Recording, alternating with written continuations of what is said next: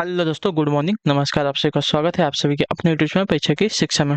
उम्मीद करता हूँ, आशा करता हूँ आप सभी जो स्वस्थ हैं, कुशल मंगल है, अपनी तैयारी जो अच्छे और बढ़िया तरीके से कर रहे हैं। तो जो भी क्लास में फर्स्ट टाइम आए हैं, पहली बार आए हैं, नए हैं, उन सभी को बता दें कि हमारे यहाँ पे आपको जो है बीएड फर्स्ट परीक्षा 2025 की जॉब की तैयारी तो रेगुलर बेसिस पर जो है डेली करवाई जा रही है कंप्लीट। तो जिसे भी तैयारी पूरी करनी है, कंप्लीट करनी है, चैनल को हमारे सब्सक्राइब करके जुड़ जाइएगा। ठीक है, क्लास का समय देखिए, जीके जी की क्लास जो है सुबह 10 बजे, रीजनिंग की जो क्लास है दोपहर को 1 बजे, कला की जो क्लास है शाम को 4 बजे, हिंदी की जो क्लास है शाम को 7 बजे आप सबको देखने को मिल जाएगा। तो आप सबको इसी टाइम पर क्लास से जुड़ना, अपनी तैयारी को पूरा कंप्लीट करना। नीचे डिस्क्रिप्शन जो इंस्टाग्राम टेलीग्राम का लिंक मिलेगा, इंस्टाग्राम पे फॉलो कर लेंगे, टेलीग्राम चैनल को ज्वाइन करेंगे। टेलीग्राम चैनल पर डेली बेसिस पर क्लास का अपडेट और आपका एग्जाम का अपडेट ही मिल जाएगा। तो इसलिए आप जो टेलीग्राम चैनल को ज्वाइन कर लीजिएगा। ठीक है, चलिए क्लास से स्टार्ट करेंगे, देरी नहीं करेगा आपका।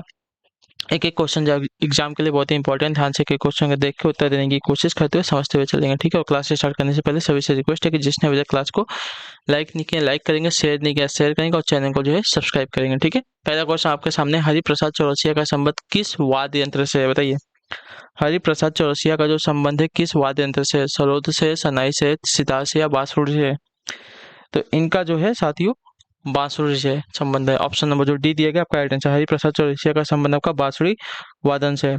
ठीक है, पंडित हरिप्रसाद चौरसिया को जो है वर्ष 2000 में भारत सरकार द्वारा पद्म विभूषण से सम्मानित किया गया था। ठीक, चलिए अगले क्वेश्चन की तरफ बढ़ेंगे। दूसरा नंबर दिया गया है, ग्रैमी अवार्ड किस क्षेत्र से संबंधित? बताइए, ग्रैमी अवार्ड जो है किस क्षेत्र से संबंधित है? तो ग्रैमी अवार्ड का संबंध आपका है संगीत के क्षेत्र से। ऑप्शन नंबर जो ए दिया गया आपका राइट आंसर है। ठीक है, ग्रैमी पुरस्कार संगीत के क्षेत्र से क्षेत्र में दिया जाता है। यह पुरस्कार जो है संगीत की विभिन्न विधाओं में अभूतपूर्व उपलब्धियों के लिए दिया जाता है। ठीक है, ग्रैमी पुरस्कार प्रत्येक वर्ष संयुक्त राज्य अमेरिका की national academy of recording arts and science द्वारा जो है दिया जाता है। अगला क्वेश्चन आपका है तीसरा नंबर, देखिए बताने की कोशिश कीजिएगा राइट आंसर।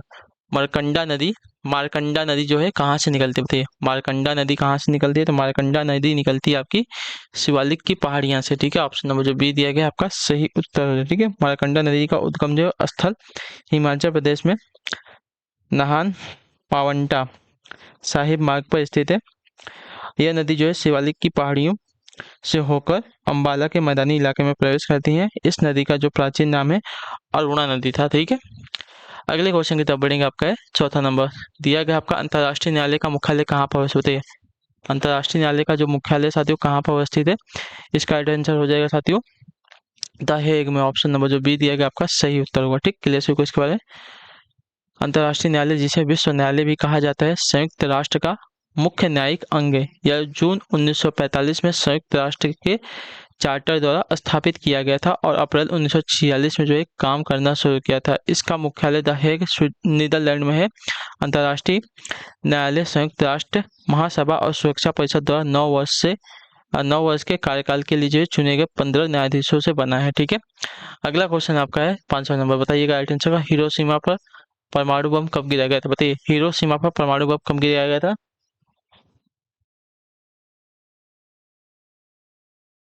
तो इसका राइट आंसर होगा 6 अगस्त 1945 को। ठीक है, ऑप्शन नंबर जो बी दिया गया आपका राइट आंसर 6 अगस्त 1945 को जो है अमेरिकी वायुसेना ने हिरोशिमा पर एक परमाणु बम गिराया था। पहली बार किसी परमाणु हथियार का उपयोग किया गया था। ठीक 3 दिन बाद जो है 9 अगस्त 1945 को नागासाकी शहर पर दूसरा परमाणु बम गिरा। हिरोशिमा पर जो परमाणु बम गिराया गया था उसका नाम था लिटिल बॉय, और जो नागासाकी पर परमाणु बम गिराया गया था उसका नाम था फैटमैन। ठीक है, अगले क्वेश्चन की तरफ बढ़ेंगे। छठा नंबर, बताइएगा राइट आंसर का। पीलिया रोग, ठीक है, पीलिया रोग में रुधिर में किसकी मात्रा बढ़, बताइए पीलिया रोग में रुधिर यानी कि रक्त में जो है किसकी मात्रा बढ़ जाती है? तो इसका राइट आंसर हो जाएगा साथियों बिलीरुबिन की। ठीक है, ऑप्शन नंबर ए राइट हो जाएगा। ठीक है, पीलिया रोग का कारण जो है बिलीरुबिन नामक पदार्थ है। बिलीरुबिन का निर्माण जो है शरीर के ऊतकों और रक्त में होता है। ठीक है, जब लीवर में लाल रक्त कोशिकाएं टूट जाती हैं तब पीले रंग का बिलीरुबिन नामक पदार्थ बनता है, और किसी परिस्थिति के कारण जब यह पदार्थ लीवर द्वारा फिल्टर कर शरीर के बाहर नहीं जा पाता है तब पीलिया होता है। ठीक है, अगले क्वेश्चन की तरफ बढ़ते हैं। आपका 7वां प्रश्न देखिएगा, बताइएगा राइट आंसर का। कांजीरंगा वन्यजीव अभयारण्य जो है निम्न में से किस के संरक्षण के लिए प्रसिद्ध किया गया है? बताइए, कांजीरंगा वन्यजीव अभयारण्य जो है निम्न में से किसके संरक्षण के लिए प्रसिद्ध है? शेर के लिए, बाघ के लिए, एक सिंग वाले गेंडे के लिए या हिरण के लिए? तो इसका राइट आंसर आपका हो जाएगा एक सिंग वाला गेंडा, ऑप्शन नंबर सी। ठीक, क्लियर,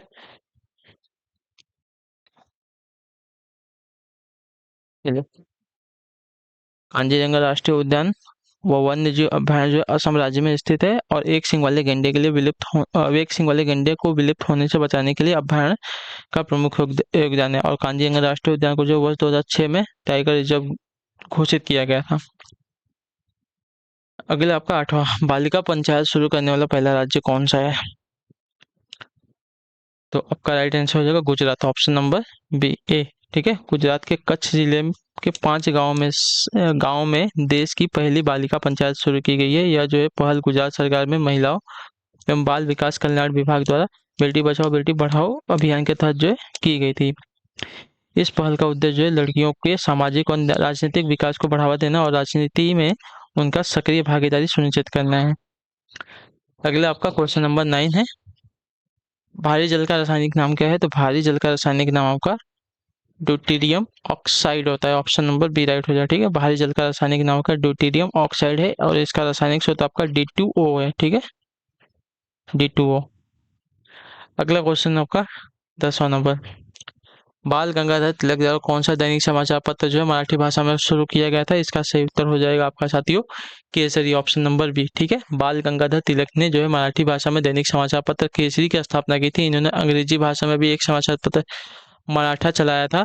दोनों अखबारों ने जो है सक्रिय रूप से राष्ट्रीय स्वतंत्रता के कारण का जो है प्रचार किया था। ठीक है, अगला क्वेश्चन आपका 11 नंबर, राज्यसभा के सदस्यों का निर्वाचन कितनी अवधि के लिए होता है? तो राज्यसभा के सदस्यों का निर्वाचन आपका होता है 6 वर्ष की अवधि के लिए। ठीक है, ऑप्शन नंबर डी राइट हो जाएगा। ठीक है, क्लियर हो गया यहाँ तक? चलिए अगले क्वेश्चन की तरफ बढ़ेंगे। आपका है 12 नंबर, बताइएगा राइट आंसर क्या हो जाएगा। मैक मोहन रेखा किन दो देशों के बीच में है? तो मैक मोहन रेखा की अगर बात कीजिए तो आपका भारत व चीन के बीच में, ऑप्शन नंबर ए राइट हो जाएगा। ठीक है, मैक मोहन रेखा भारत और चीन के बीच की रेखा है। इस रेखा का प्रस्ताव जो है सर हेनरी मैक मोहन ने वर्ष 1914 में शिमला सम्मेलन में दिया था। ठीक है, अगला क्वेश्चन आपका है 13 नंबर, बताइएगा सही उत्तर क्या हो जाएगा। भारतीय कृषि अनुसंधान संस्थान कहाँ स्थित, बताइए भारतीय कृषि अनुसंधान संस्थान कहाँ पर स्थित है? तो ये आपका स्थित है साथियों आपका नई दिल्ली में, ऑप्शन नंबर डी राइट हो जाएगा। ठीक है, भारतीय कृषि अनुसंधान संस्थान ICAR कृषि और किसान मंत्रालय भारत सरकार के तहत एक स्वायत्त संगठन है। ठीक है, ICAR का जो मुख्यालय है नई दिल्ली में है। यह संस्थान पूरे देश में बागवानी, मत्स्य पालन और पशु विज्ञान सहित कृषि में अनुसंधान और शिक्षा के समन्वय, मार्गदर्शन और प्रबंधन के लिए शीर्ष निकाय है। ठीक है, अगला क्वेश्चन आपका है 14वां प्रश्न, बताइएगा राइट आंसर क्या होगा। लाख बक्स की उपाधि किस शासक को दी गई थी? बताइए लाख बक्स की जो उपाधि है किस शासक को दी गई थी? तो आपका राइट आंसर हो जाएगा कुतुबुद्दीन ऐबक को, ऑप्शन नंबर जो डी दिया गया आपका राइट आंसर होगा। ठीक है, लाख बक्स या लाखों के दाता की उपाधि जो है कुतुबुद्दीन ऐबक को दी गई थी। कुतुबुद्दीन ऐबक जो गुलाम वंश का संस्थापक और दिल्ली सल्तनत का प्रथम सुल्तान था। ठीक है, ऐबक ने कुतुब मीनार का निर्माण शुरू करवाया और इनका इस शासनकाल जो है 1206 ईस्वी से लेकर 1210 ईस्वी तक था। चलिए क्वेश्चन नंबर 15, विजयनगर के शासकों में सबसे महान शासक किसे माना जाता है? बताइए। तो आपका राइट आंसर हो जाएगा कृष्ण देव राय को, ऑप्शन नंबर जो ए दिया गया आपका राइट आंसर होगा। ठीक, क्लियर हो किसके बारे में? विजयनगर साम्राज्य के सबसे महान शासक जो कृष्ण देव राय थे, वे जो है तुलव वंश के संबंधित थे। उन्होंने अपने शासनकाल के दौरान जो है शासन काल के विषय में अमुद्दत माल्यद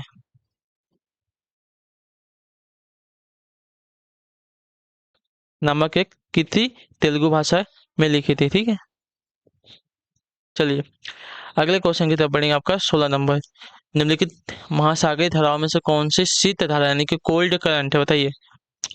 तो यहाँ पे राइट आंसर हो जाएगा गल्फ स्ट्रीम। ठीक है, ऑप्शन नंबर बी राइट हो जाएगा। गल्फ स्ट्रीम आपकी गर्म महासागरीय धारा अच्छा नहीं है। कौन सी आपकी महासागरीय धारा में से कौन सी आपकी शीत धारा नहीं है, मतलब कोल्ड करंट नहीं है? तो आपका गल्फ स्ट्रीम। बाकी वेंजुएला, क्यूरोसियो और कैनरी ये सभी आपकी कोल्ड स्ट्रीम है। ठीक है, मतलब ठंडी जल धाराएं हैं। ठीक है, चलिए जब समुद्र का ठंडा पानी गर्म क्षेत्र की ओर बढ़ता है तब इसे ठंडी महासागरीय धारा कहते हैं। प्रमुख शीत धाराएं आपकी लेब्राडोर धारा, कैनरी धारा, वेंजुएला धारा, वेंगुएला धारा और फॉकलैंड धारा है। चलिए अगला क्वेश्चन आपका 17 नंबर, निम्न में से कौन जो है यंग बंगाल आंदोलन के प्रवर्तक थे? बताइए निम्न में से कौन जो आपके यंग बंगाल आंदोलन के प्रवर्तक थे? तो इसका राइट आंसर आपका हो जाएगा लुई विवियन डीरो जियो, ठीक है, ऑप्शन नंबर बी राइट हो गया। यंग बंगाल मूवमेंट की शुरुआत जो है हेनरी लुई विवियन डेरोजियो ने 1826 में की थी, ठीक है। इसके अलावा उन्होंने जो है हेस्परस और कलकत्ता साहित्य राजपत्र का संपादन किया, वो जो है इंडिया गजट में से भी जो है जुड़े हुए थे।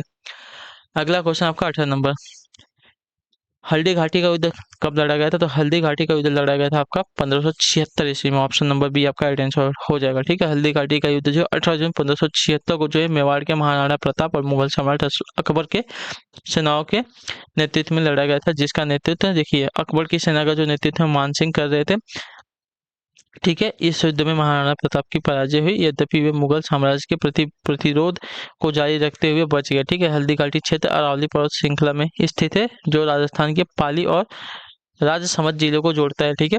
अगला क्वेश्चन आपका 19 number, central bleeding research institute कहाँ पर स्थित है? सेंट्रल ब्लीडिंग रिसर्च इंस्टीट्यूट कहाँ पर स्थित है? तो स्थित है आपका साथियों रुड़की में। ऑप्शन नंबर जो डी दिया गया है साथियों आपका सही उत्तर होगा, ठीक, क्लियर है। सेंट्रल बिल्डिंग रिसर्च इंस्टीट्यूट आपका रुड़की में स्थित है। चलिए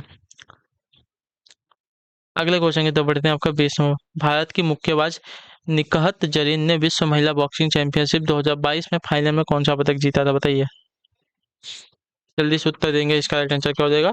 तो इसका सही उत्तर आपका हो जाएगा साथियों स्वर्ण पदक, ठीक है। ऑप्शन नंबर जो ए दिया गया आपका राइट आंसर। भारत की निकहत जरीन ने तुर्की के इस्तांबुल में महिला विश्व चैंपियनशिप में 52 किग्रा वर्ग में जो है स्वर्ण पदक जीता है। 19 मई 2022 को जो है फाइनल में थाईलैंड की जितपोंग जुटामेंस को जो है निकहत जरीन ने पराजित कर स्वर्ण पदक हासिल किया था।